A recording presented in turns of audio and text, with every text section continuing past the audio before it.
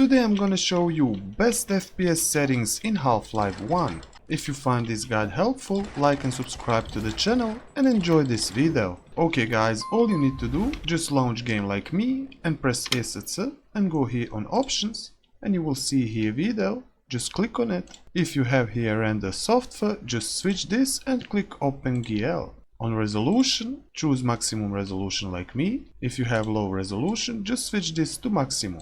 If you have normal, just switch to widescreen. If you have window mode checked, just uncheck this. Check allow widescreen, check for VSync, enable texture filtering and use shadows. Set here brightness and go apply. And OK. After that, you have best settings for FPS in Half-Life 1. And that's it all guys for this video, how to get best FPS in Half-Life 1 and best settings. If you find this guide helpful, like and subscribe to the channel and I see you in the next video.